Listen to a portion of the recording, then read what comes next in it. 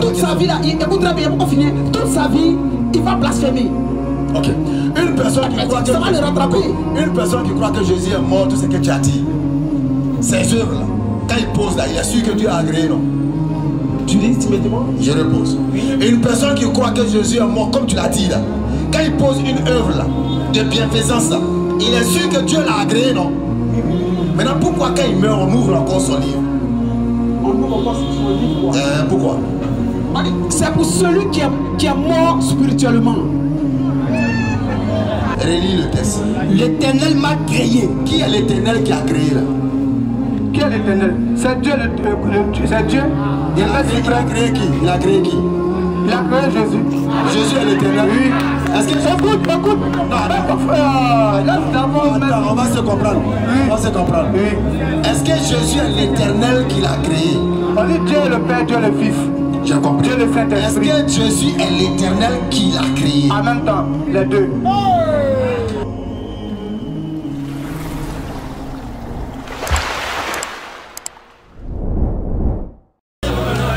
Alors, monsieur Y pour sa question.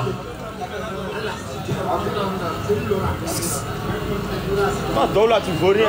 C'est quel moyen de sécurité ça? Comment il a fait puis les papiers?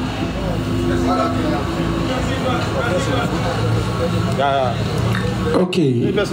Bonsoir, monsieur. Ok, j'ai juste une question. Et cette question, j'aimerais, quand je vais la poser, je veux une explication de la question. Inch'Allah. Ok. Le Coran dit ainsi, dans la sourate 7, 99. Je veux qu'on la lise et puis tu vas donner l'explication, l'entendement de ce passage-là.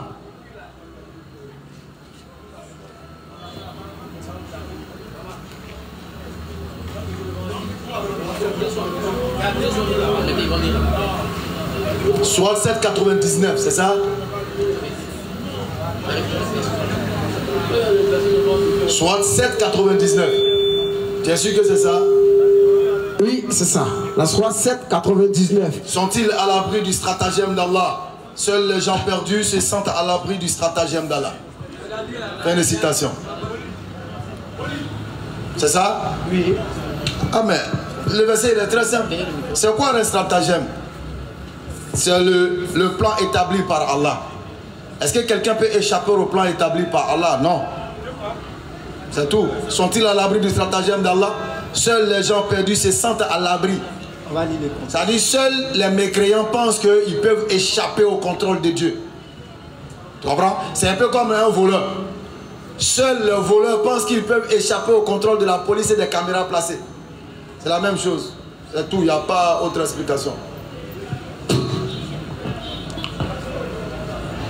La sourate dit ainsi, sont-ils à l'abri du stratagème d'Allah? Exact. Seuls les gens perdus, exactement, se sentent à l'abri du stratagème d'Allah. Kalas, vérité absolue.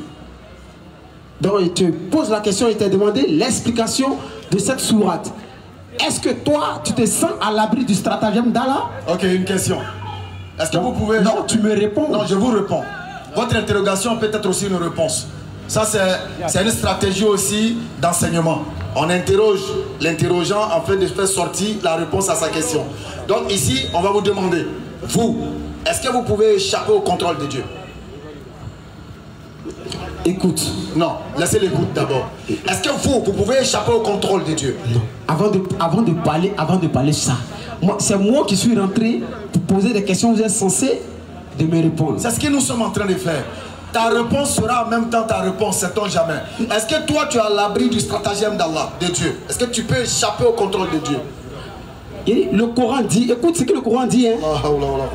Écoute, le Coran dit. On a compris ce que le Coran il a dit. Sont-ils à l'abri? Moi, je ne suis pas un adepte d'Allah. On a compris, laisse Allah. Non, doucement.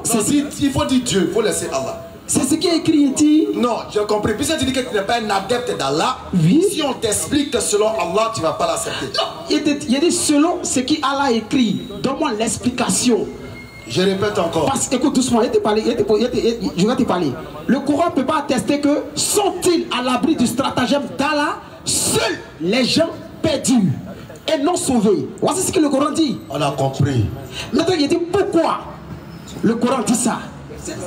On a compris. On dit, le Coran dit ça parce que Allah, il est celui qui contrôle toutes choses et aucune autorité ne peut aller au-delà de son autorité. Aucune volonté ne peut aller au-delà de sa volonté.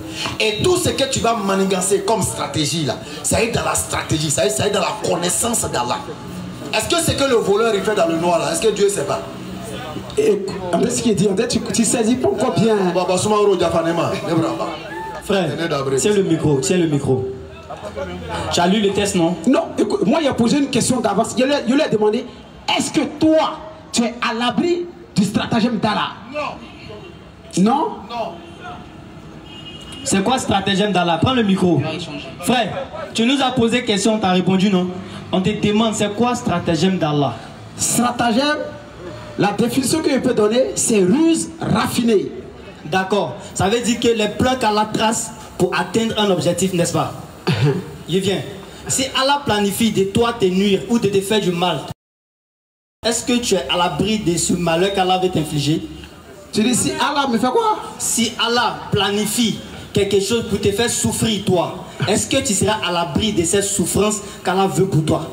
Mais écoute, non. Mais écoute. C'est ce qu'il a dit. Non, il dit doucement. aussi, il n'est pas sous la... Doucement, doucement, doucement, doucement. Mais le hit qu'elle a là, écoute, le verset dit ainsi, seuls les gens perdus, justement, et non sauvés. Mais si tu as perdu, tu vas pas au ciel. Je t'explique maintenant, tu vas comprendre. Tu as coupé le verset. Si tu avais lu le contexte, tu allais comprendre. Regarde, au verset 98, les gens des cités sont-ils sûrs que notre châtiment rigoureux ne les atteindra pas le jour pendant qu'ils s'amusent? C'est-à-dire, il dit les gens de la cité, au moment où ils s'amusent, alors que nous avons envoyé l'amusement ici, c'est pas le fait de jouer bien, c'est le fait de se détourner de la parole des messagers. Tu comprends, non? Il vient. Dieu envoie des prophètes vers eux. Ils s'en détournent en profitant de suivre leurs passions. Ils s'amusent, profitent de la vie. Ils donnent tort au message des messagers. Et Allah il dit, ces gens-là, ils pensent qu'ils sont sûrs que notre châtiment ne leur atteindra pas. Et le verset 99 que tu as pris, Allah il dit maintenant, sont-ils à l'abri du stratagème d'Allah? Point d'interrogation. C'est une question. Est-ce que ces personnes-là, ils sont sous l'abri? Est-ce qu'ils peuvent se cacher du châtiment d'Allah? Le stratagème d'Allah, c'est la punition qu'Allah va les infliger. Est-ce qu'ils sont à l'abri de cette punition-là? Point d'interrogation. Et il continue pour dire, seuls les gens perdus se sentent à l'abri du stratagème d'Allah. Ça dit quelqu'un qui est égaré, qui a le cœur scellé, il pense qu'Allah ne peut rien lui faire. Pourquoi? Parce qu'Allah lui donne la liberté sur la terre. Malgré qu'il fait des mauvaises actions, il a encore envie, il profite négativement sans aucun châtiment d'Allah. Donc il pense qu'il est en sécurité. C'est ce qu'elle a dit. Ceux-là, ils pensent être à l'abri du châtiment d'Allah. En réalité, ils ne savent pas ce qui les attend demain. Est-ce que tu comprends? Voilà. Ok. Mais quand tu es remonté au verset 98, les gens de la cité, selon le Coran, c'est qui? Merci. Au 80. Allah, il prend tous ceux à qui un prophète a été envoyé. Au verset 96, Allah, il dit ceci. Les gens de la cité, c'est les gens de la cité. Hein? C'est les gens de la cité. Les gens de la cité, c'est les gens de la cité. Regarde, ici, là. Allô? Bon, ok, il y a une deuxième question. Non, attends. Quand tu demandes les gens de la cité, c'est qui là? Ce sont les gens de la cité. Tout de suite on dit les gens de cette cité. Et puis tu me demandes c'est qui? Mais c'est les gens de la cité. Bon, comme tu ne sais pas si tu es à la rue, tu fais. Tu ne peux pas me dire les gens de la cité, écoute. Oui, vas-y. Mais le Coran atteste que les gens de la cité, c'est des croyants, c'est des mécois. C'est ceux qui croient en l'islam. Pourquoi ils sont là? Il dit moi. Alors, au verset 90, 14, regarde. Nous n'avons envoyé aucun prophète dans une cité sans que nous n'ayons pris ses habitants ensuite par l'adversité et la détresse afin qu'ils implorent le pardon. La cité ici, là, ça fait référence à tout peuple auquel Dieu envoie, tout est pardon auquel Dieu envoie un prophète. Dieu envoie, c'est pas forcément la Mecque. Avant eux là, est-ce que les autres là, c'était pas des cités? Avant la venue du prophète là, ceux à qui Dieu envoyait les Noé, les Moïse, c'était pas des cités? Ok. Bon, est-ce que tu as 100% actuellement? Doucement, doucement, passons. Il y a une deuxième question encore. S'il dit passion, c'est qu'il a compris. Non, moi j'ai pas compris. J'ai pas compris. C'est pas grave. Alors, parce que le Coran ne peut pas dire que être à l'abri de quelque chose et puis on va te traiter de perdu. Est-ce que tu comprends? On te pose la question. Quand quelqu'un vient, il vient un peu te dire, est-ce que lui là il pense qu'il met moins? Écoute bien. Est-ce que lui là il pense qu'il met moins? Est-ce que ça veut dire que tu mets moins? Est-ce que seuls les ignorants pensent qu'il met moins? Ça veut pas dire qu'il met moins? Frère, il y a une deuxième question. À 100%. Il y a une deuxième question. Ok. Ça, quand il a dit il met moins, ça me rappelle. Il y a une deuxième question. Je veux qu'on me lise la sourate. Bien sûr que les ignorants mettent moins. Il y a une deuxième question. Je veux qu'on me lise la sourate 9 au verset 17 à 18. Et puis je vais l'explication. Si tu l'as là-bas, tu lis et puis on explique, c'est pas mauvais. Sourate 9, 17 à 18. 17 à 18. Il n'appartient pas aux associateurs de peupler les mosquées d'Allah, vu qu'ils témoignent contre eux-mêmes de leur mécréance. Voilà ce dont les œuvres sont vaines, et dans le feu, ils demeureront éternellement. Claire. Verset 18.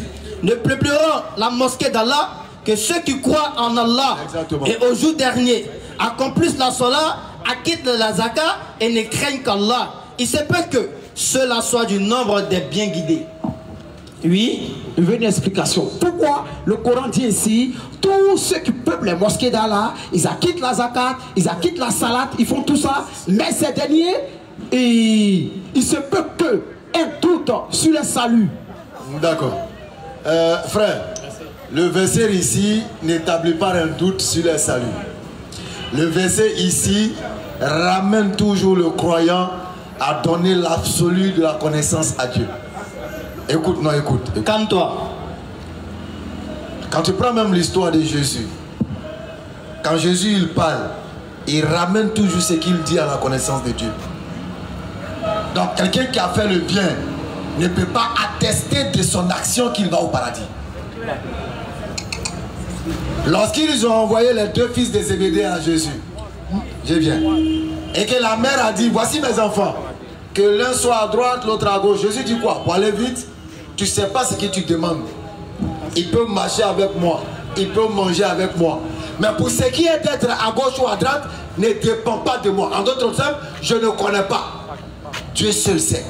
Donc le peut-être ici ne ramène pas à rien doute. Sinon la sourate 46, à partir du verset 12, ceux qui disent qu'ils sont musulmans, Allah il dit ce sont les gens du paradis. Donc c'est pas le doute. Le peut-être ça ramène à quoi? Ça ramène à la connaissance absolue de Dieu par rapport aux actions que tu fais. Est-ce que toi, écoute-moi bien, écoute. Est-ce que tu as la certitude que le bien que tu fais est agréé par Dieu?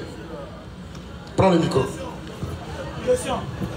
Est-ce que tu peux avoir l'audace de dire ici devant Dieu que moi, toutes les actions de bienfaisance que j'ai posées là, non. Toi Dieu, tu l'as accepté. Donc maintenant c'est toi qui me poses des questions. Alors, réponds à ma question. Non, c'est toi qui me poses question maintenant ou bien oui, je te pose une question. Je te pose une question de compréhension dans ta question. C'est moi qui suis censé te poser des questions. Justement, l'élève est censé poser des questions au maître et le maître en retour peut en poser pour que l'élève puisse avoir sa réponse. Mais si moi, le verset qui t'est donné là, tu as donné l'explication qui, selon le verset, ça n'a rien à voir. Justement, voilà pourquoi je vais faire une illustration en te posant la question de savoir, est-ce que toi, en tant que croyant, tu as la certitude devant Dieu que toutes les actions que tu as posées, Dieu les a acceptées? Oh, moi je crois, écoute très bien ce qui a été dit. Moi, je crois que le Seigneur Jésus-Christ est Dieu. C'est pas de ça que je parle. Non, Yes là te répond. Attends, vas-y. Yes là te répond. Vas-y. Tu ne peux pas faire les actions. Quelle action? La Bible nous dit ici, on t'a prêché, tu as pris ton baptême, tu es sauvé. Quelle action? C'est ce que la Bible dit. Je repose encore ma question. Je ne te parle pas de baptême. Je te parle d'action. Tu as parlé des zakat. Tu as parlé de jeûne. Et le peut-être. Tu as fait une connexion.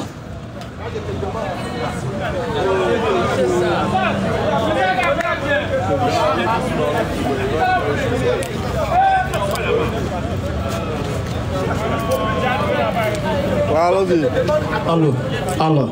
Est-ce que tu as la certitude? Est-ce que tu as la certitude que toutes les actions que tu as posées là, tu les as posées comme Dieu les a voulu et que Dieu les a acceptées. Est-ce que tu penses?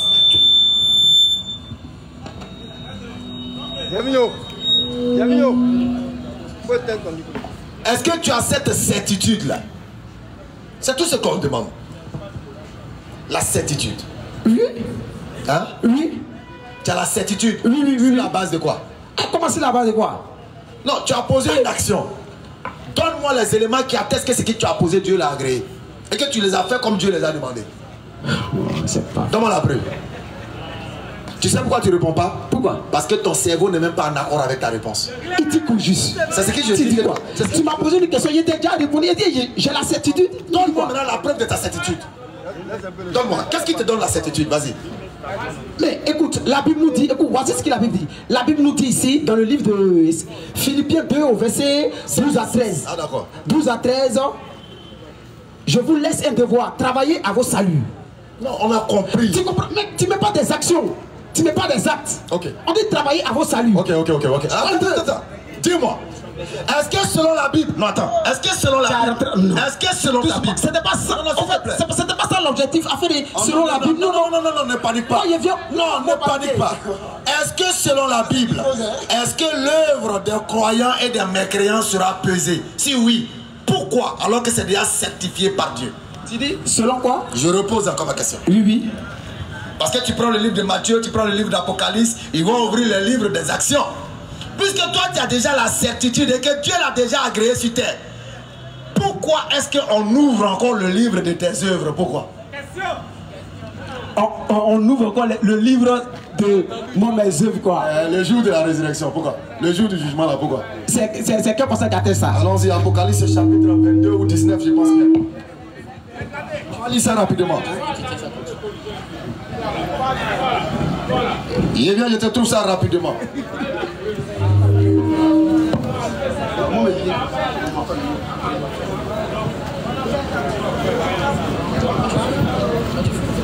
Apocalypse chapitre 20 verset 12.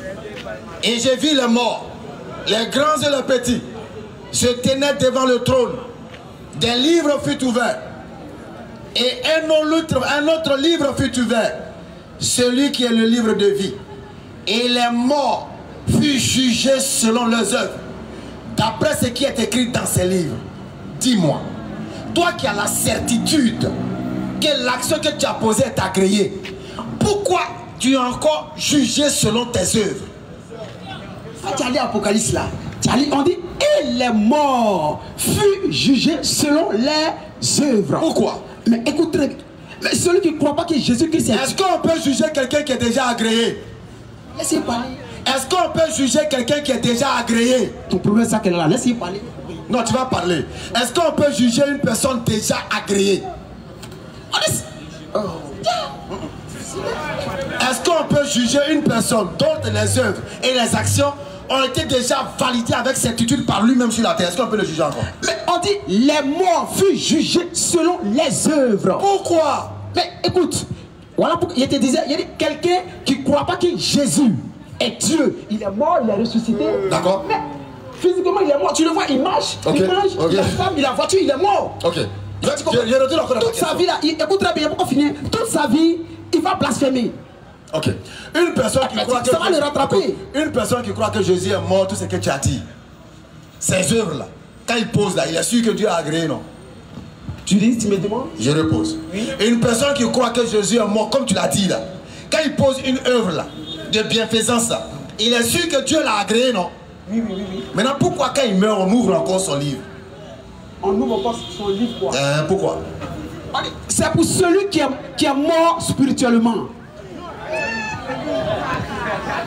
On dit les morts furent jugés selon les... Oh. Regarde. Frère, il ne faut pas te fâcher, Yama. Non, voilà. Mais tu veux donner le micro, pourquoi? Faut sourire un peu. Faut sourire. Écoute, doucement. Voilà. Moi, il ne peut même pas vous durer. C'était juste une question. Mais non, on ne peut pas durer même. Écoute. Donc, celui qui croit en la mort de Jésus-Christ, il va au paradis. Celui qui croit que Jésus... Écoute, celui qui croit que Jésus-Christ est mort. Parce que moi, voici ma position. Il dit Jésus est Dieu. Quand tu prends le livre d'Hébreux, Hébreux 4, verset 14, ça dit ça? D'accord, j'ai dit, celui qui croit à la mort de Jésus-Christ, il va au paradis, non? Celui qui croit que Jésus-Christ est mort. Écoute très bien, il te parlait. Vas-y. Il croit que Jésus-Christ est mort et ressuscité. Ils ont prêché l'évangile, la doctrine du Seigneur Jésus-Christ, qui est différent de pour les religieux. Écoute très bien, il te parle. Bon, qui va au paradis? Ma question est simple, je ne demande pas de différence entre les différents. Je dis, c'est un échange. Celui qui croit à la mort de Jésus-Christ, tel le moyen de sa rédemption, là, est-ce qu'il va au paradis? C'est une question, réponds. Il va très bien. Voilà, est-ce qu'il va être jugé avant d'entrer au paradis? Il va juger en comment? Est-ce qu'il sera jugé avant d'autres? Est-ce qu'un vrai chrétien peut être jugé? Je viens. Non, j'ai compris ta question. Je vais reformuler pour que tu comprennes. Okay. Un vrai chrétien, selon ta conception, selon tes critères, qui croit que Jésus est Dieu, qui croit que Jésus serait mort à la croix pour ses péchés, est-ce que ce dernier-là, il va directement au paradis ou bien il passe d'abord par le jugement? Je te réponds aussi. Un véritable chrétien va passer par le jugement. Mais le chrétien qui meurt là, le Coran l'a dit ça, quand tu prends la sourate, écoute très bien. Quand tu prends la sourate 3 au verset 55, tu peux lire, tu vas voir. Frère, est-ce qu'un véritable chrétien, selon tes conceptions, selon tes options, tes critères, oui, après sa mort, va-t-il directement au paradis ou bien il passe d'abord par le jugement? Quel jugement? Directement au paradis dans la voilà. dimension. Maintenant, aide-moi à comprendre ce verset. Dans 1 Pierre 4, verset 17 nous dit ceci. Car c'est le moment où le jugement va commencer par la maison de Dieu. Mais tu ne vas pas comprendre, je vais partir au verset 16 d'abord. Mais si quelqu'un souffre comme chrétien, qu'il n'en ait point honte, et que plutôt il glorifie Dieu à cause de ce nom. Car c'est le moment où le jugement va commencer par la maison de Dieu. C'est quel jugement qui va commencer par la maison de Dieu? Question.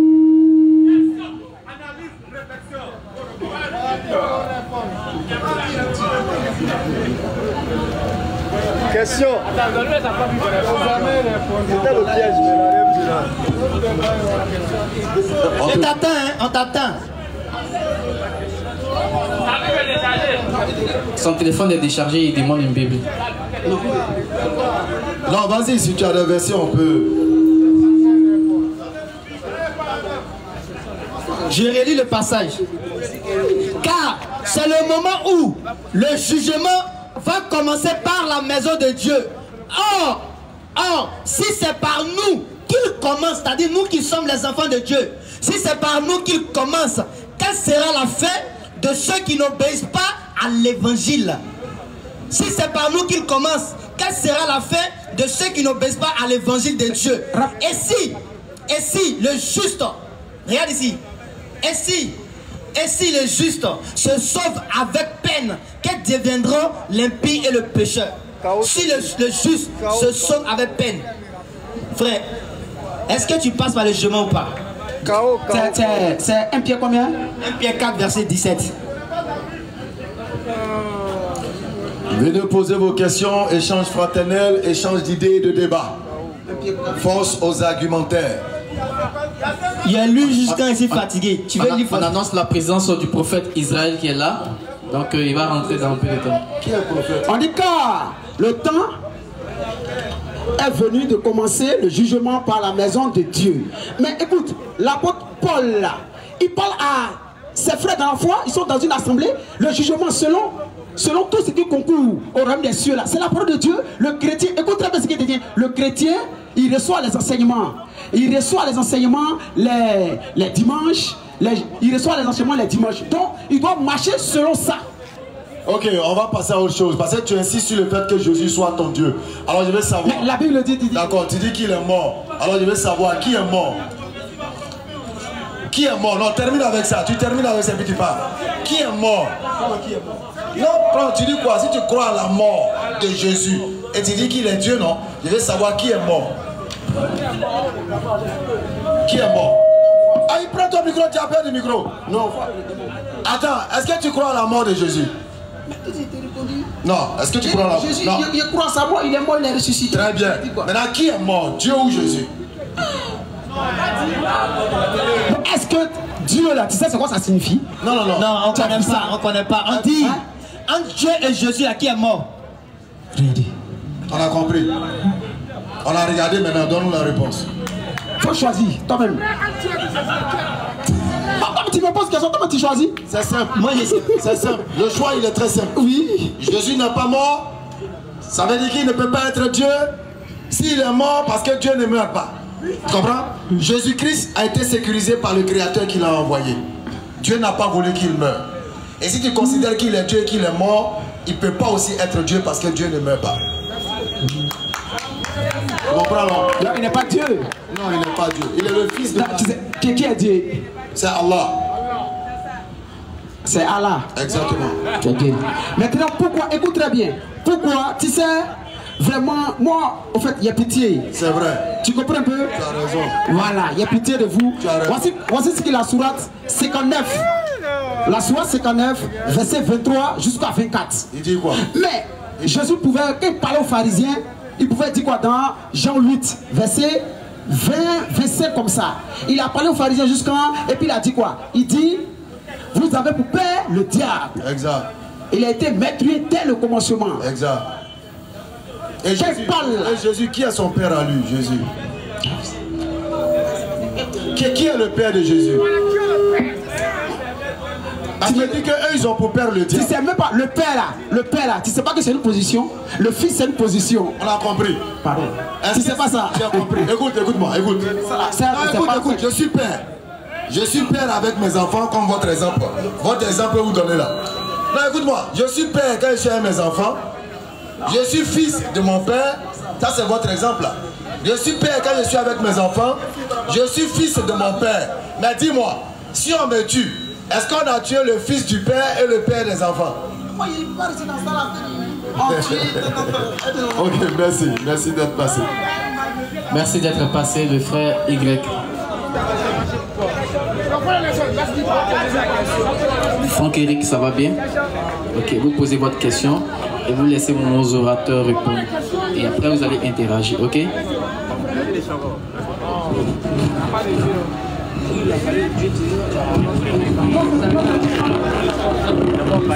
Bonsoir, chers frères. Ouais, bonsoir, frère. Merci d'être passé. L'échange, c'est fraternel, c'est amical et c'est de bonne guerre.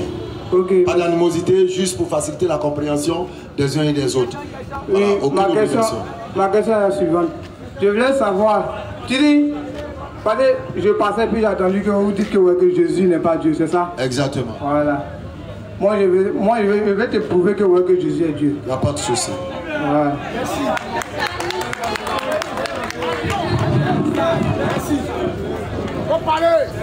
Bon, on va dans Proverbe 8, verset 22. Proverbe 8, 22, lecture.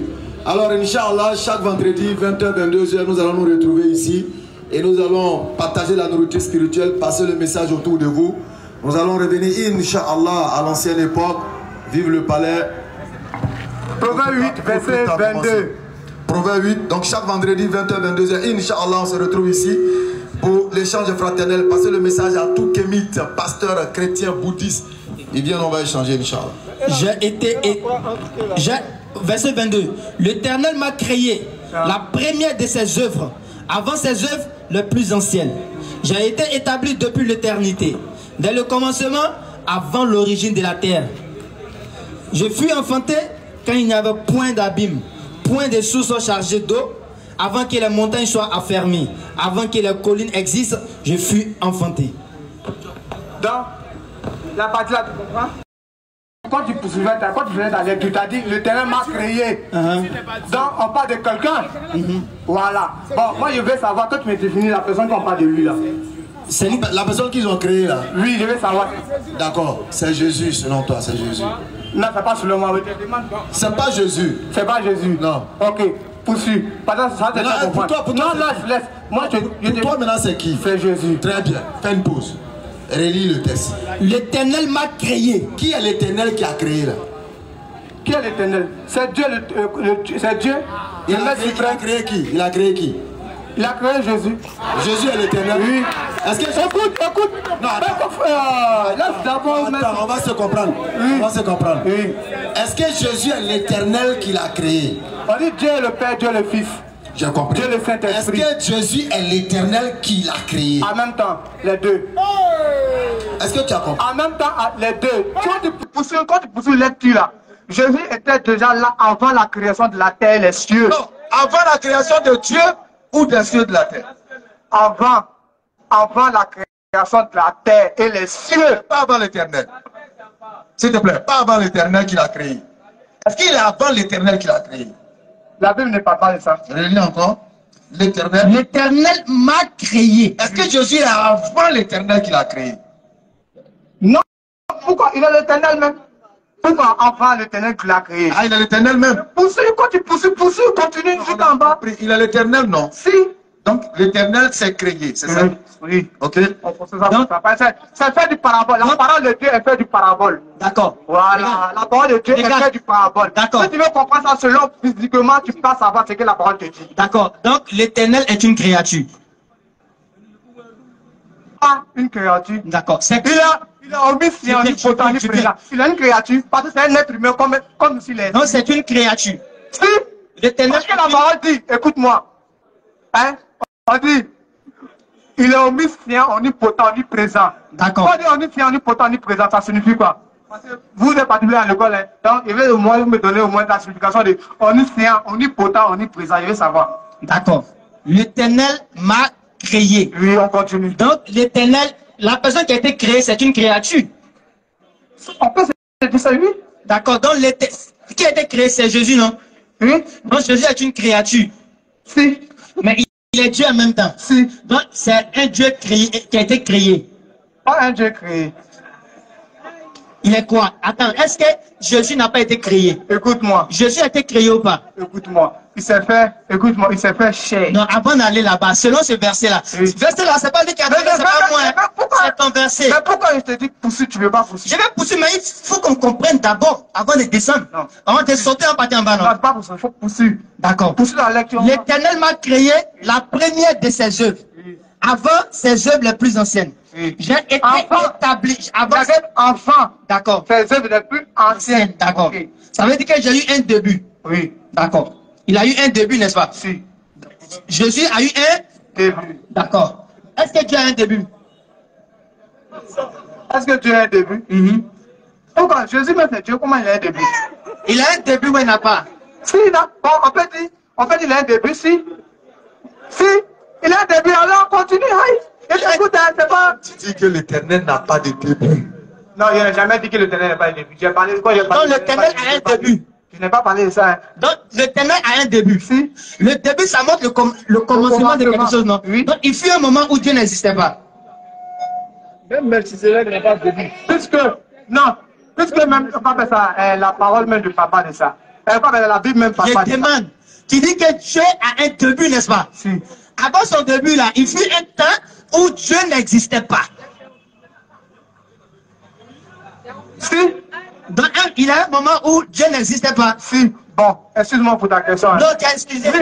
Oui, je comprends, oui. Mais à ce moment-là, Oui. qu'est-ce qui existait? Qu'est-ce qu'elle disait? Bon. Non, que Satan, c'est pas Satan. Mais oui, mais moi, bon, Dieu, tu dis qu'il existait. On peut dire, ça, le monde est inaccessible. Non, pas on peut dire. On peut dire c'est une hypothèse. Oui. Tu connais? Oui. Je demande. Oui. Avant que Dieu n'existe là, puisque un moment fut, selon toi te dis, il fut un moment où Dieu n'existait pas. Bon, au moment où il n'existait pas là-haut, qui existait? Qu'est-ce qui existait dans l'univers? Avant lui. Avant Dieu, qu'est-ce qui existait? Ça, peu importe son emplacement. Je ne peux pas savoir. Mais Dieu a eu un début. Mais c'est quand est-ce qu'il a commencé à exister? Attends, il dit il ne peut pas savoir. Tu sais pourquoi? Oui. Parce qu'en réalité, l'éternel Allah n'a pas de commencement. Ok, excuse-moi. T'as compris, non? Excuse-moi, tu as dit quelque chose. Toi, tu as connu affaire de Dieu à travers une parole, non? Oui, je peux dire ça. Non, comment tu peux dire ça? Non, je peux dire ça. Non, pourquoi dire que tu peux dire ça? Non, j'explique. Parce que toi, tu ne connaissais pas Dieu. Parce que si la parole n'existait pas, hein, si la parole que le Coran qui a été trouvé, que tu as trouvé, et puis on dit, on parle d'affaire de Dieu là. Si je n'avais pas trouvé cette Coran là, tu allais savoir que Dieu existait. J'ai dit, non, c'est Tu peux pas me contredire. Parce que si on attend après le papier, tu vas m'enseigner quelque chose. Donc, faut te taire. Voilà. On est Non, excuse-moi. On est d'accord que... Tu es d'accord avec moi que tu as connu le nom de Dieu à travers une parole, non? Tu parles de moi. Je parle de toi. On te parle de l'éternel. Non, je parle de Dieu. On parle de Dieu, non? Moi, j'ai eu un commencement d'existence. Non, la question que tu as posée, c'est pas ce que tu avais répondu. J'ai dit, tu as connu Dieu à travers une parole, ou bien, c'est écrit, non? Ok, j'ai connu Dieu à travers une parole. Ok, oui, où tu vas avec? Voilà. Oui. Donc, sûrement que, on peut dire, sans la parole, on ne connaissait pas Dieu. Donc, sans la parole, Dieu ne se connaissait pas. On ne connaissait pas Dieu. Il n'y a pas Dieu ne se connaissait pas. D'accord. J'ai bien précisé, on ne connaissait pas Dieu. Et on là même. Tu parles de on là. Je parle des humains. Est-ce que nous on parle des humains? Mais, toi tu parles des humains. Ok, tu as raison, ça. Tu veux nous dire quoi? Tu veux nous dire quoi? Non. Mais peut-être tu me fais comprendre que, est-ce que moi, je sais que, est-ce que Dieu, qui existait à ce moment? Tu ne peux pas savoir, parce qu'à travers la parole que j'ai connue Dieu, c'est ce qui veut te faire comprendre. D'accord. Ou bien? Donc, c'est d'accord, moi, non? ok, on est d'accord. Voilà. On est d'accord. Donc, on va sur tes bases. Okay. On va d'abord sur tes bases d'abord. Tu nous as dit que tu admets que Dieu est une créature, il a été créé.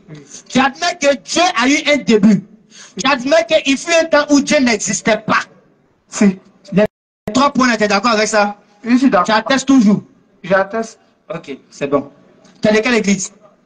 Moi, je suis doctrinaire, je n'appartiens pas à une église. Parce que moi, je ne prie pas dans le temple. Tu pries où? Je prie dans n'importe quoi, mais je ne sacralise pas un endroit. Parce que Dieu même dit, excuse-moi. Tu es catholique, je ne suis pas catholique, je ne suis pas évangélique. Je suis doctrinaire. Tu es doctrinaire. J'appartiens à la doctrine de Jésus-Christ. Ok. Donc, selon la doctrine de Jésus-Christ, Dieu, il fut un temps où Dieu n'existait pas. C'est ce que j'ai dit. J'ai dit, puisque la Bible ne dit pas qu'il a fui un temps, donc je ne veux pas savoir, c'est ce que j'ai parlé. Donc, tu ne peux pas dire si Dieu existait ou il n'existait pas. C'est-à-dire que je ne peux pas savoir, parce que la Bible n'atteste pas. Donc, tu ne sais pas si Dieu est... Attends, calme-toi. Tu vas aller doucement. Moi, tu me rends fou. Non. On va pour. Donc, toi où tu es là, tu ne peux pas attester qu'il fut un temps où Dieu n'existait pas. C'est ça, je ne peux pas savoir. Tu ne sais pas. Oui. Mais tu as attesté quand même qu'il n'existait pas. J'ai attesté que Dieu n'existe pas. Quoi. Et il fut un temps où Dieu n'existait pas. Si. Ok. Bon, on va aller doucement, hein, avant qu'il prenne le verset. Donc, Dieu, dans ton proverbe, on va aller dans ton proverbe. Proverbe 8. Proverbe chapitre 8, verset 22. L'Éternel m'a créé la première de ses œuvres avant ses œuvres les plus anciennes. J'ai été établi depuis l'éternité. Qui a établi qui? J'ai été établi depuis l'éternité. Qui a établi qui? Personne. Non. Qui a été établi ici? Il dit j'ai été établi depuis l'éternité. Et tu comprends? Qui a été établi non. ici? Personne. Personne n'a été établi. Si, personne. Frère, ça va? Ça va très bien. Calme-toi, hein? Oui, alors j'écoute. J'ai été établi depuis l'éternité. Qui a été établi ici? J'ai été. Qui est le j'ai là? Qui est le j'ai? C'est Dieu lui-même. C'est Dieu qui a été établi. Établi, oui. J'ai été établi depuis l'éternité. Donc, Dieu ne c'est pas de lui-même. Tu ne comprends pas. C'est parce qu'il ne comprend pas qu'il te demande. Ah, voilà, c'est ce que je fais comprendre. Maintenant, il demande, c'est qui a été établi? C'est Dieu, non? Je dis c'est Dieu. Qui l'a établi? Personne. Mais il dit j'ai été. Il n'a pas dit je suis établi. Il dit j'ai été. Ça fait le ça. Attends, écoute. Écoute. Tu vois le micro là? Le micro a été déplacé. Ça n'a rien à voir. Il demande, calme-toi. Le micro a été déplacé. Qu'est-ce qui a été déplacé? C'est le micro. Mais qui l'a déplacé? Toi, tu le mets sur le thème de la philosophie. Est-ce que tu comprends? Non. Bon, vas-y, ton verset, tu vas expliquer. Écoute, oui, alors. J'ai été établi depuis l'éternité, voilà. Dès le commencement, avant l'origine de la terre. Je fus enfanté quand il n'y avait point d'abîme, point de source soit chargé d'eau, avant que les montagnes soient affermies, avant que les collines existent. Je fus enfanté. Il dit, il a pu enfanter. Ou bien, c'est ça? Donc Dieu met maintenant, il s'adresse à lui-même. Qui l'a enfanté? Personne. C'est lui-même qui s'est mis au monde. Si, il dit, j'ai été enfanté. Par qui? Par lui-même. Qui a mis Jésus au monde? Hein? Qui a mis Jésus au monde? Je dis, Dieu s'est fait chair. On dit qui l'a mis. Qui l'a accouché? Qui l'a accouché? Marie. Marie, non? Qui l'a enfanté? Hein? Qui l'a enfanté? Qui l'a enfanté? C'est Marie. C'est Marie qui l'a enfanté, non? Si, oui. D'accord. Donc, quand il dit ici, je fus enfanté, qui l'a enfanté? C'est Marie. D'accord. Je continue. Donc, Marie a enfanté qui? Jésus. En chair. C'est pas Jésus. En chair. C'est pas Jésus. C'est qui? Dieu. Si, oui, Dieu. Donc, Oui, Marie, oui, Dieu. donc, Marie a enfanté qui? Dieu. Marie est la mère de qui? Hein? Enfin, Dieu, c'est que la Bible dit. C'est que la Bible Marie est dit. la mère de qui? Jésus. La Marie est la mère de? Jésus, Dieu. Entre Marie et Jésus, qui a existé avant qui? Qui a existé avant qui? Dieu existait avant Marie. Donc, Mais c'est fait, écoute-moi. Dieu ne peut pas venir sur la terre comme ça. Bon, il s'arrêtait pas pour dire c'est Dieu. Tu comprends? Dieu ne peut pas venir sur la terre comme ça pour dire bon, ici Dieu. Quand il s'est fait chair pour passer par quelqu'un, il veut faire comprendre que, hein, de la vie. C'est-à-dire, s'il vient, il ne peut pas quitter le ciel pour tomber, pour dire que c'est Dieu. Donc, il veut passer par quelqu'un pour être conçu. Et tu comprends? C'est pour ça qu'il a passé par la mère Marie. Et tu comprends? En chair. Somme chapitre 22. Écoute-moi, on continue encore. Sans avoir de rapport sexuel. Ok. On a compris. C'est un esprit. Tu comprends? Voilà. Somme chapitre 22, le verset 10.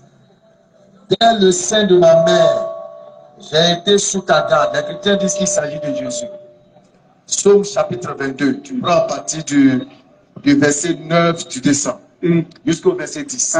Dès le sein de ma mère, dans le sein maternel, j'ai été sous ta garde. Dès le ventre de ma mère, tu as été mon Dieu.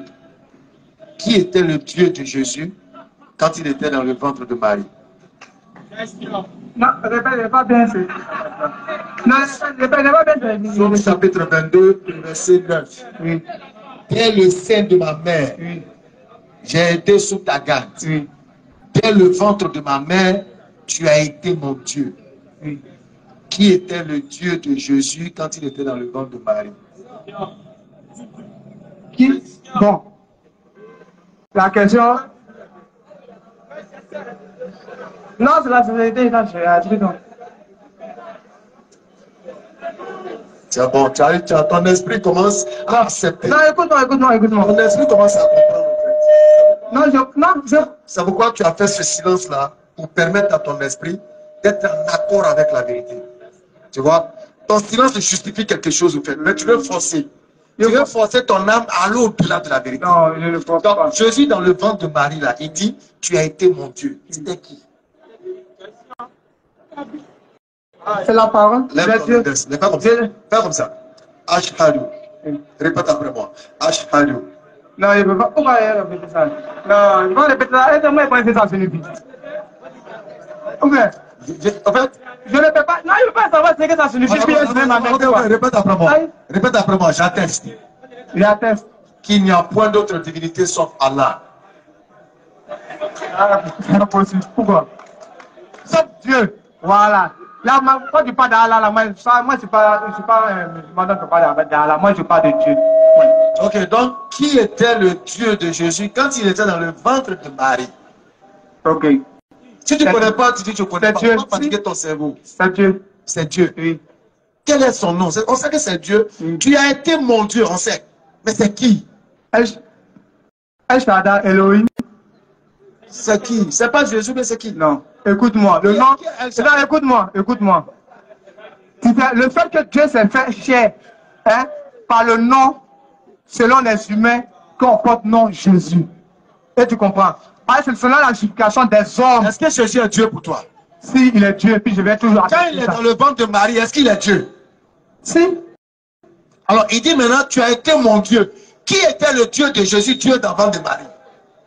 C'est Dieu. Hein? C'est Dieu. Non, on sait que c'est Dieu, mais c'est qui? Son nom, on veut le connaître. C'est Dieu. C'est qui est sûr? Oui, c'est Dieu. C'est pas Jésus. Moi, Jésus est mon Dieu. Donc, il dit Dieu. Donc, c'est Jésus lui-même. Si. Donc, quand il était dans le ventre de sa mère, qui était...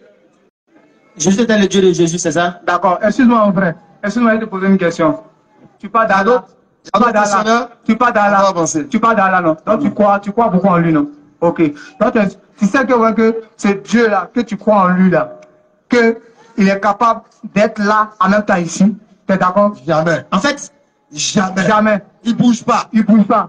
Comment tu as dit quoi? Tu dis il est omnipotent. Omnipotent. Potent. Oui. C'est ça que ça veut dire. Il est partout. Non. Pourquoi? Regarde.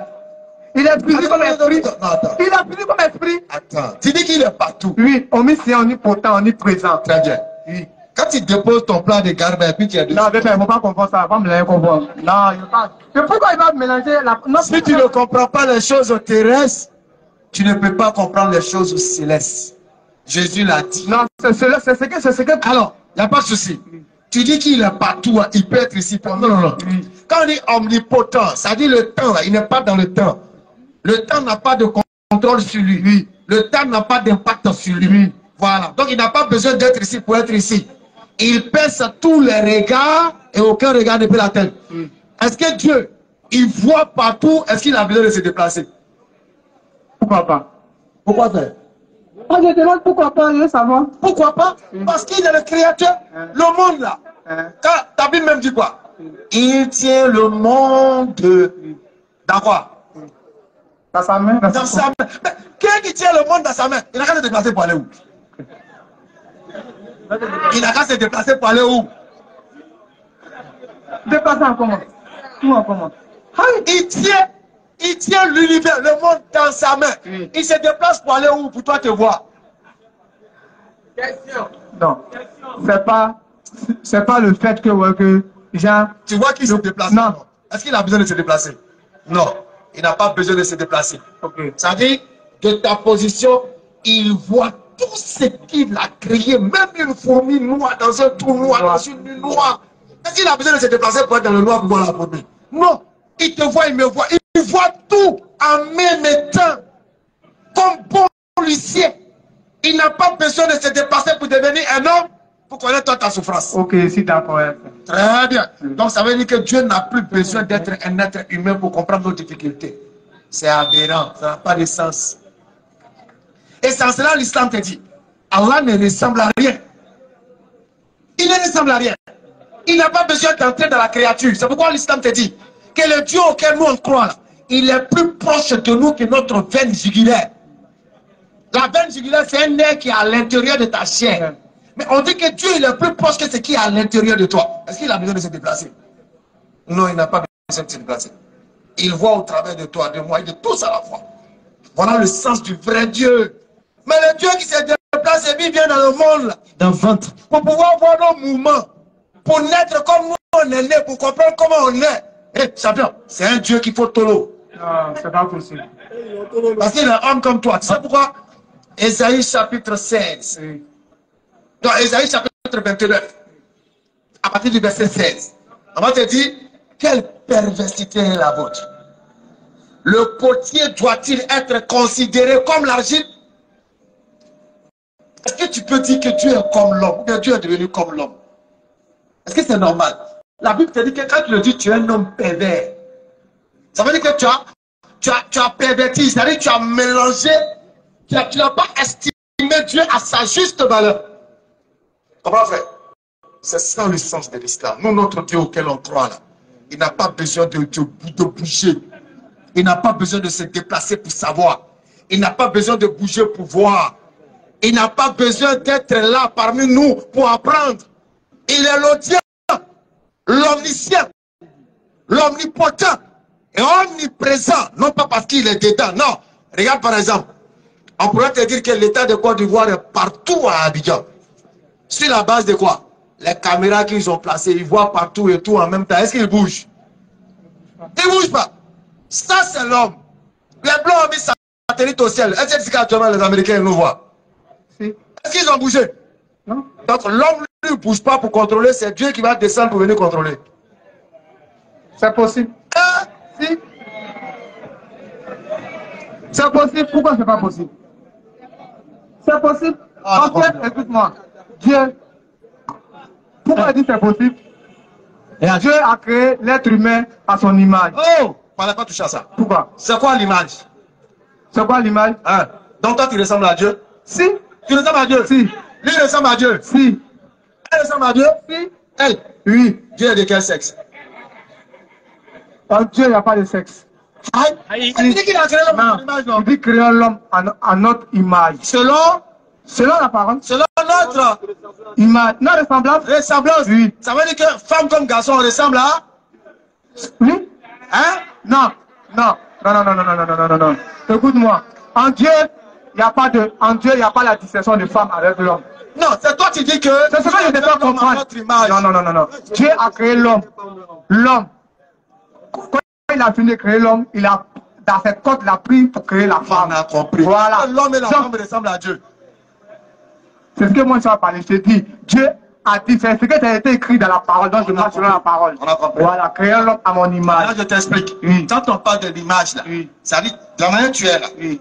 garçon, avec, tu vois, Oui. c'est ce que Dieu a voulu que tu sois. Voilà l'image que Dieu a voulu que tu sois. Maintenant, en tant qu'être humain, Oui. il va te donner l'autorité de gouverner. Oui. La ressemblance. Oui. Mais ça ne veut pas dire que Dieu a des narines comme Non, toi. c'est pas le fait narine. Je ne pas de ça. Voilà, donc la ressemblance ou bien l'image là, ce n'est pas qu'on ressemble physiquement à Dieu, non. Ce n'est pas physique. Mais c'est tel que nous sommes là. C'est ça l'image qu'il a voulu qu'on soit. C'est bon? Si. Maintenant, répète après moi. Ashhadu. Non. Alors, merci bien pour votre intervention. On appelle ici M. Olivier. Chaque vendredi, Inch'Allah, 20h22, nous allons nous retrouver ici pour échanger, passer le message auprès de vous et à vos voisins.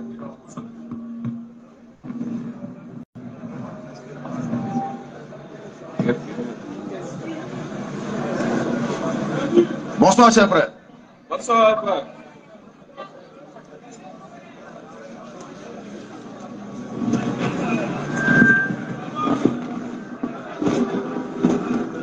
Bonsoir, homme de Dieu. Bonsoir. Je ne suis pas homme de Dieu.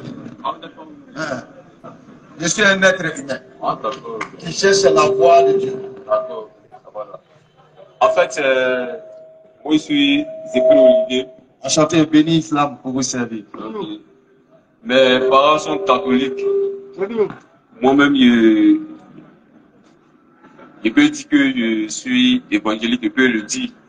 En fait, ce qui me fatigue, sinon, ma religion de rêve, c'est l'islam. Voilà. Mais la seule chose que moi, je veux demander, ce qui me fatigue un peu dans cette histoire-là. Parce qu'une fois, il a posé la question à un certain truc aussi, lui qui est sur les réseaux sociaux, là. Il ignore son nom, il oublie son nom. Et le voilà, j'ai dit, maintenant, ça a voulu poser la question. Parce que, mine de rien, moi, je sais que l'existence de Jésus, excusez-moi, voilà, c'est pas le même débat possible, mais moi, à ma connaissance, là, l'existence de Jésus-Christ, qu'est-ce qu'il me dit? Il me dit quoi? Il me dit que Dieu ne peut pas être en haut pour parler à l'homme. Parce que, comment est-ce que Dieu, qui a créé le monde et le monde, qui a créé la terre et le ciel, comment est-ce que nous, avec lui, comment est-ce qu'on peut communiquer? Voilà, c'est la question qui me fatigue. Raison pour laquelle, c'est que moi, à ma connaissance, ce que je me suis dit, il me suis dit que il était obligé de rentrer dans une chair pour venir nous parler.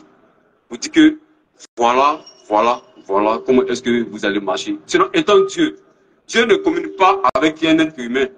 Dieu ne peut pas descendre pour dire que non, ceci ne fait pas, cela ne le fait pas. Donc, moi, à ma connaissance, je me suis dit que lui-même, il s'est fait chair et il est venu sur la terre pour nous mettre sur le droit chemin.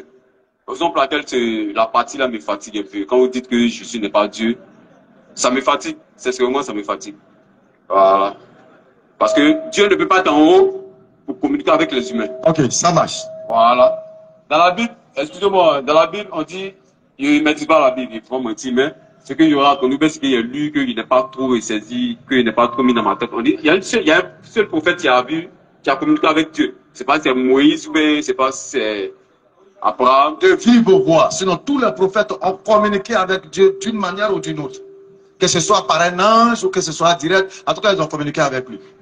Quelle que soit la voix. Parce que la communication a plusieurs formes. Ce n'est pas forcément de vive voix. On peut communiquer par texto, n'est-ce pas? Hein? Oui, oui. On peut communiquer par personne interposée, n'est-ce pas? Oui, oui. Voilà, donc on peut communiquer sur plusieurs formes. Mais la finalité, c'est qu'on a communiqué. On a communiqué, mais le plus important, c'est que c'est sur la montagne où la flamme du feu est sortie et Jésus et Dieu est venu. Il est descendu pour communiquer avec le prophète. C'est sur la montagne. Pour la question, okay. Voilà, c'est la question là qui... C'est ce souci-là qui me fatigue un peu. Sinon, à part ça, moi, je n'ai pas de problème avec votre religion. Voilà. Alors, dans le Coran, lorsque tu prends la sourate 2, quand Adam et Ève ont commis l'erreur et qu'ils sont descendus, Allah il a dit qu'il va les envoyer des messagers pour les ramener, pour leur faire le rappel. Et ceux qui suivront ces messagers seront les bien guidés. Donc, il n'a pas besoin de descendre. Il a donné le cheminement.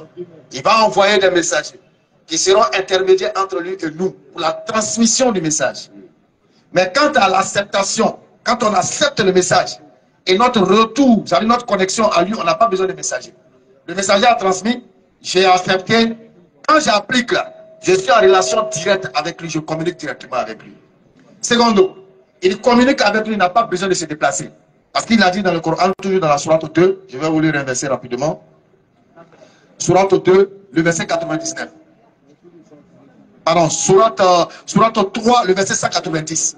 Il dit, en vérité, dans la création des cieux et de la terre, dans l'alternance du jour et de la nuit, il y a 7 des signes pour le doué d'intelligence.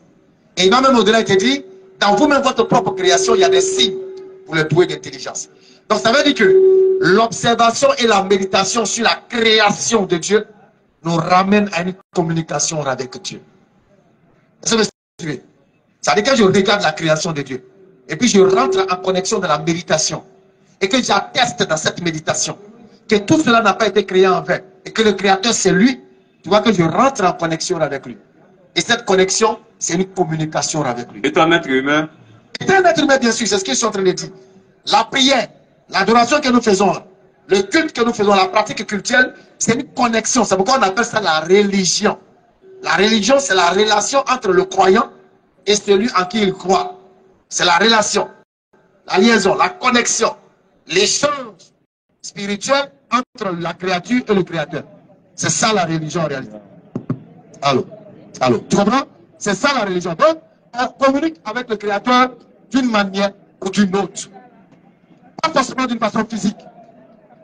Il n'a pas besoin d'être là pour qu'on puisse échanger avec lui. Non, il est l'audien. Il est celui qui entend tout. Au même moment, même seconde.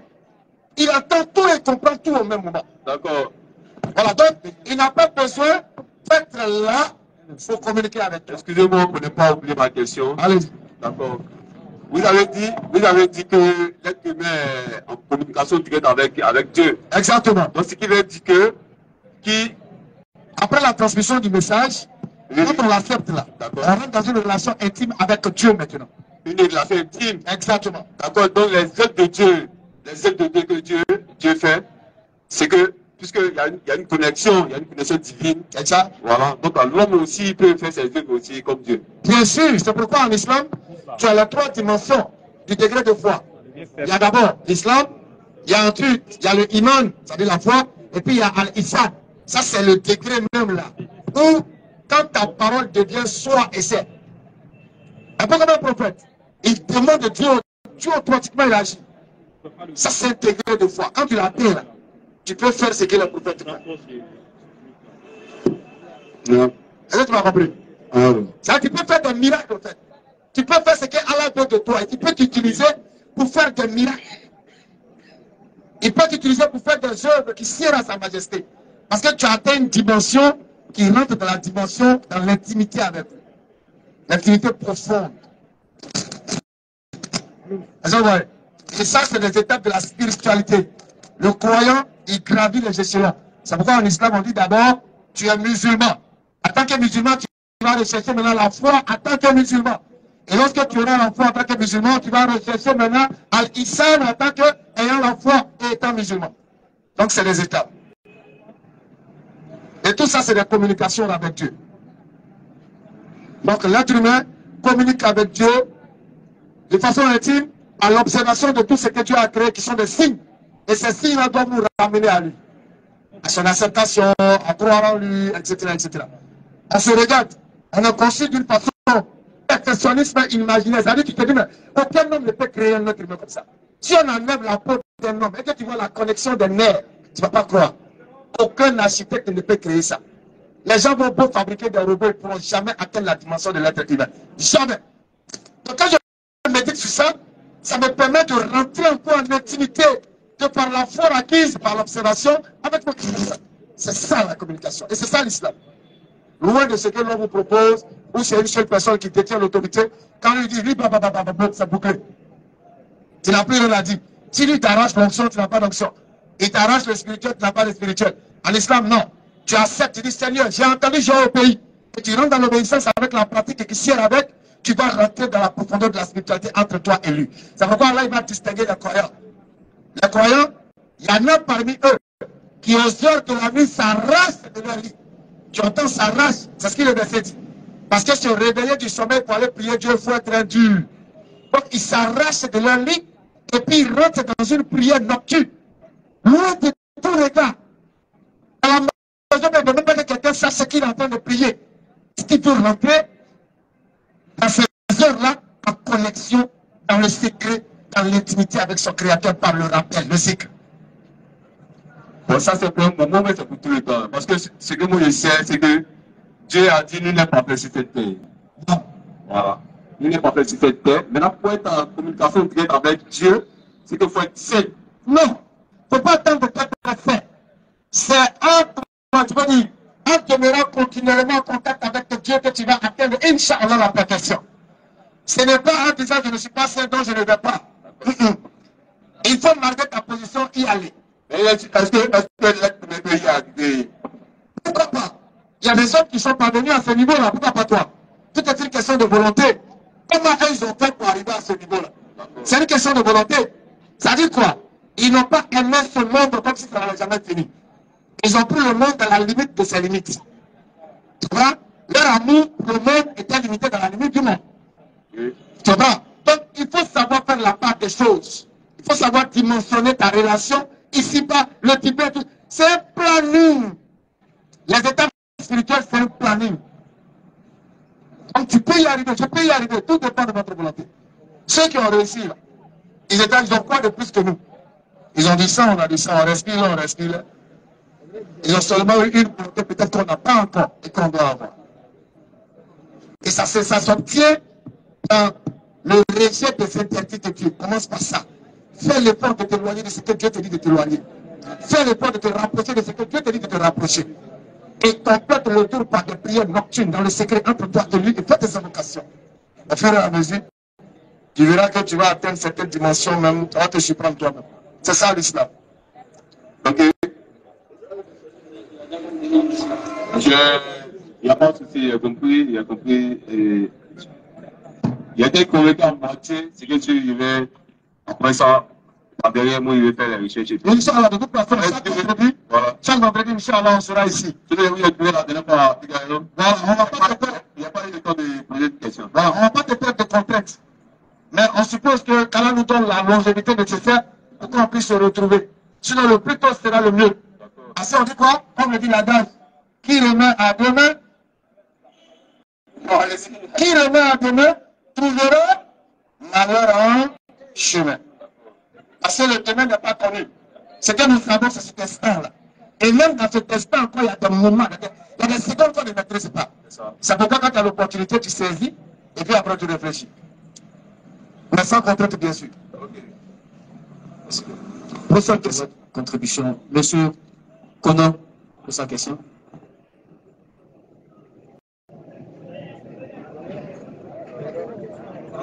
Je pense qu'on va essayer de, si possible, hein, on va essayer de conclure pour permettre, pourquoi pas, aux autres intervenants de se préparer pour vendredi prochain, pourquoi pas. Ah, salut le Toïman. Bienvenue, Toïman. Non, pas me dire que moi, je suis Toïman. Je suis bien Toïman. Oui, c'est ça, je dis, là. Si toi, tu dis que c'est faux, moi, je te dis que c'est faux. Donc, on va faire un croisement, n'est-ce pas? Et on espère que la vérité sera acceptée, soit par moi ou par moi. Par toi ou par moi. On est d'accord? Est-ce qu'on prend l'engagement? On prend l'engagement. Bismillah. Bonsoir, bonsoir. Bonsoir, cher frère. Je me nomme Yann. Comment? Comment enchanté, bro. Moi, c'est béni islam. Vous me servez. Pas de souci. Excuse-moi. Allez-y. Quelle est ma religion? L'islam. C'est l'islam. L'islam. Non, pas de souci. Et toi, quelle est ta religion? Je n'ai pas de religion. Tu n'as pas de religion, t'es sûr? Oui. C'est quoi? Tu définis la religion? C'est le blanc qui t'a posé ça. Comment? C'est le blanc et puis le blanc et puis le noir dans un livre et puis tu as suivi ça. C'est le blanc et puis le noir. Répète les écritures, ok, en blanc noir, ok, qui ont fait des personnes qui ont une machine là-dessus. Ah, d'accord. Non. Les écritures en réalité ne sont qu'une conservation et un rappel. Sinon, au-delà de cela, on m'apprend dans l'écriture de la sourate 30, le verset 30, que mon être même à l'essence là est à l'islam, soumis à la volonté d'un créateur. Chapitre. Sourate 30, le verset 30. C'est lié. Sourate 30, le verset 30. Ce sont les sourates. Exact. C'est pas c'est lié. Comme toi aussi, tu peux le lire. Pas de souci. Ok. Et puis te poser une question. Vas-y. Pour ça, tu es là. Je vais me poser au moins, et je vais comment expliquer l'histoire d'Ismaël et Isaac. L'histoire d'Ismaël, est-ce qu'on aura le temps pour que tu l'écoutes? Allons pas à pas. Maintenant, qu'est-ce que toi tu veux savoir dans l'histoire d'Ismaël et d'Isaac? Qu'est-ce que tu veux savoir? Je veux savoir pourquoi Ismaël a fléchi chez nous. Pour dire qu'il ne va jamais s'arrêter. Parce que son papa l'a banni. Est-ce que sa maman qui était servante? N'est-ce pas? Qui t'a dit que Ismaël a dit quoi? Il a fléchi chez nous, qui ne va jamais faire quoi? Ismaël était chose qu'on appelle l'enfant d'une servante. Est-ce qu'être enfant d'une servante, c'est une malédiction? Alors, pas à pas. Non, je veux juste savoir. Ce n'est pas l'enfant choisi que tu avais épousé. J'ai compris. Dans le temps de Sarah. J'ai compris. Est-ce qu'être l'enfant d'une servante, c'est une malédiction? C'est pas une malédiction. Très bien. Si ce n'est pas une malédiction, ça veut dire que le statut de la mère n'a pas d'importance. Alors, allons-y maintenant sur l'enfant lui-même. L'enfant lui-même. Pourquoi il s'est incliné? Dieu a dit qu'il ne va jamais te prosterner, que tu sois devant une prière. C'est écrit où ça? Ou bien tu vas te faire une image taillée, une représentation quelconque de ce qui existe dans les cieux et sur la terre. C'est écrit où que Ismaël a fait ça? Pour faire comme Ishaq. Très bien. Très bien. Tu connais le sens du nom d'Ismaël? Ismaël, tu connais la signification? Non, il ne sait pas. D'accord. Pour ton information, c'est un blasphème. Je répète encore. De la Genèse à l'Apocalypse, Ismaël est le premier être humain que Dieu lui-même il nomme directement en mettant dans son nom lui-même son nom. Elle, c'est un blasphème. Non, c'est l'écriture, c'est pas moi. Pas fait ça. C'est ce qu'il dit là. Les mêmes écritures qu'ils ont écrites là, c'est le blanc qui a dit. Genèse chapitre 12 à partir de cacher quelque chose d'important devant un mois, tu dois le mettre dans un livre. C'est le livre que tu as lu là. Attends, tu parles de blanc ou bien tu es kémite? Je ne suis pas kémite. Mais quoi? Tu parles de blanc? Est-ce que tu parles de blanc ici? En islam, la couleur n'a pas d'importance. Pas de souci. Chez nous, en islam, la couleur c'est juste une appréciation de l'œuvre architecturale de Dieu. Ok, pas de souci. Voilà, donc pour nous, c'est pas un problème. C'est l'histoire de Marie, hein? Comment? L'histoire de Marie. Bien sûr. Voilà, tu connais très bien. Pas de souci. Mais comment c'est dit que tu es dans la maison, une femme, et là, elle enceinte avec un 129 mois. Qu'est-ce que c'est ta réaction? Mais c'est simple. Si je crois en Dieu véritablement qui est capable de toutes choses, je sais que ça, c'est pas impossible à Dieu, puisque sa parole consiste à dire soit et la chose est. Et quand on dit soit, ça veut dire ça. Il n'y a pas de seconde de paix. C'est le soir, dès que, comme on le dit dans les jargons populaires, dès que, de là à là, c'est bouclé. Donc celui qui a dit ça, il est capable de le faire. Non, je ne crois pas. Toi, tu crois encore même. Oui, je crois. Hein? Je crois en Dieu. Comment il s'appelle? C'est même Jésus que tu m'as dit. Non, comment il s'appelle? C'est même Jésus n'a jamais existé. Ok, ce Dieu auquel tu crois, là, comment il s'appelle? On va aller dans ton sens. Non, il reste l'éternel, c'est tout. Il reste quoi? Il a dit beaucoup. Il reste quoi? C'était la parole. Il reste la parole plus Dieu. Dieu reste Dieu. Ce que tu dis là, c'est ce que tu dis là, c'est écrit où? Au commencement là, c'est écrit où? C'est Genèse 1. Attends, c'est blanc qui a écrit ou bien c'est blanc? C'est blanc qui a écrit. Maintenant tu crois en ça? Je ne crois pas en ça. Je vois la bête. Tu peux lire quelque chose. Doucement. Regarde ton interprétation. D'accord, regarde ici. Tu peux lire Mariam Fou à la balle. Regarde ici. Tata Maga, frère. Il t'a posé la... Il n'y a même pas eu de soucis ici depuis que tu es venu. Écoute, il t'a demandé, tu as de telles idéologies, tu as fait comprendre que tu n'es pas chrétien, n'est-ce pas? Est-ce que tu es chrétien? C'est pas une importance.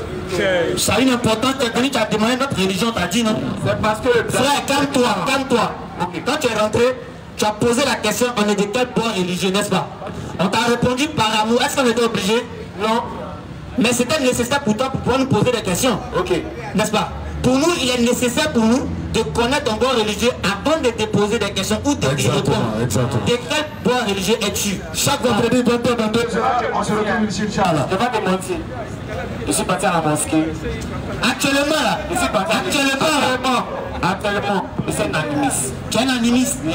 Donc tu ne crois ni à la Bible, ni au Coran. Voilà. Mais maintenant, on te pose des questions sur l'identité de ton Dieu, là. Pourquoi tu te sers de la Bible pour répondre alors que tu ne crois pas? Comment? Tu es un animiste, ton Dieu, il s'appelle comment? Mon Dieu s'appelle comment? Mon Dieu que j'adore. Oui, il s'appelle même Dieu qui est toujours. C'est écrit où? Il s'appelle comment? Il reste l'éternel des cieux. L'éternel, c'est ton ethnie? C'est encore ton ethnie, moi c'est rien. Animiste, il adore Dieu en pensant dans ton ethnie. Non. L'animiste, lui, simplement, il fléchit chez nous et puis il croit que Dieu existe, c'est tout. Non, donc il a la compassion de Dieu. Allons pas à pas. Tu passes de quoi? Venir dans la terre et d'avoir une notion de ce que vous dites. Il n'est pas animiste. Il faut chercher encore ta croyance. Frère, tu réponds à ma question, mais tu as peur. Non, tu n'es pas animiste. Tu as peur? Peut-être, mais tu n'es pas animiste. Je ne suis pas animiste, c'est quoi? Parce que tu ne maîtrises même pas ce que c'est qu'être animiste. Non, toi tu es du blasphème. En fait, tu sais, celui qui n'a pas de... Il y en a posé ma question. Vas-y, pose ta question. Pose ta question. Hein? Pose ta question. Ok, pas de soucis. Alors, passe à pas. On va terminer rapidement avec la dernière question.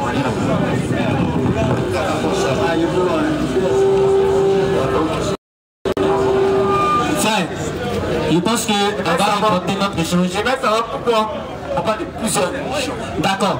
Je pense qu'on va remporter l'échange. Le vendredi prochain, tu viens à la même heure. On aura le temps d'échanger plus. Il est déjà 23e mois. Donc on va essayer de conclure. Et c'est donc chaque vendredi, 22h, même position, même espace. On se retrouve et puis on va échanger, Inch'Allah.